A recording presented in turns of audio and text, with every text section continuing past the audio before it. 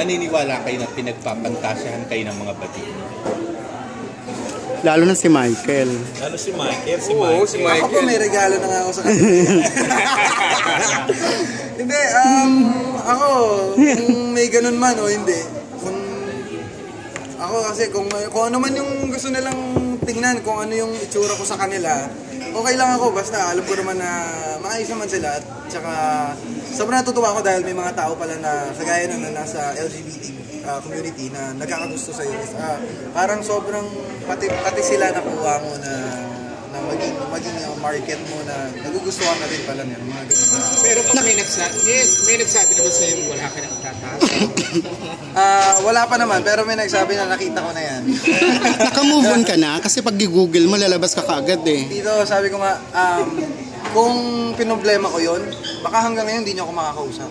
Pero nung lumabas yun, sabi ko na nga lang, sabi nga namin, pinagtawanan lang namin na parang, okay, ito na yung Valentine's gift namin para sa inyo lahat. Dahil sakto siyang 14 ng Feb lumabas. Na-feel mo ba, Mike? Hindi, kung ano man, parang kung ano man mangyari, kung matanda hindi ka ako kilala, pag sinerch nila ako, yun na, agad. Kilala So na-feel mo na mas nakadagdag sa kasikatan mo yun? Ay, hindi ko siya inisip para, kung ginawa ko yun para sumikat. Then na-feel mo somehow na nakadagdag sa kasikatan mo nung lumabas yun? Siguro po sa mga nakakilala, pero hindi sa, hindi kasi ako sikat, hindi ako sikat talaga. Parang, kung may unang nakapanood no, doon ako nila na unang nakilala, at least hindi ako nabawasan. Nadagdagan ako na nakakilala sa akin. So, ayun po, sa mga sumusuporta naman po sa akin na minsan may tumatawag pa, may umiiyak sila ako yun. Na may lumabas daw na gano'n. So, yun pa lang pwede mo nang gamitin para maging lakas na hindi ka iniwan. Hindi ka iniwanan kahit na gano'n yung nangyari. Ang family mo, anong naging support sa'yo? Tinawanan lang nila ako, I swear. May kasunod pa? May kasunod pa yon?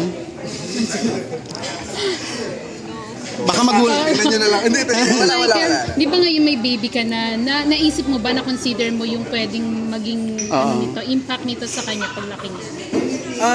Ako sabi ko, pagiging tatay, hindi porke may nagawa kang issue na ganon, kakahiya ka ng anak mo.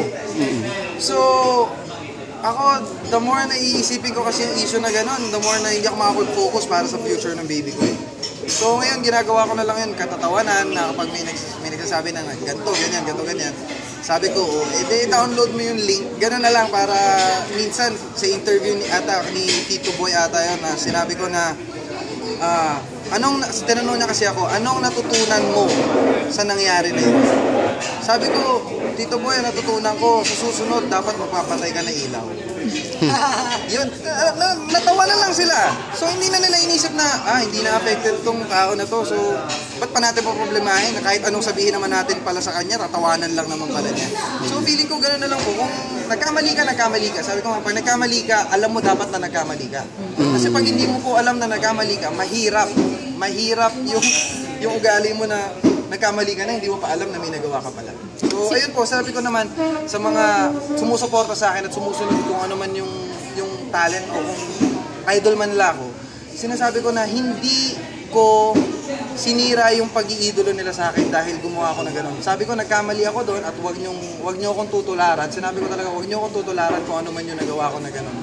Dahil hindi yun maganda. At feeling ko naman, napatawad naman ako ng mga nakapanood doon dahil nakita naman nila na sincere ako na sa paghingi ko ng tawad dahil mangyayari talaga yun. So, ang problema ko lang, na-i-video lang talaga.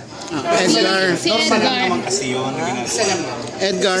Isa lang talaga. Edgar, Isa lang.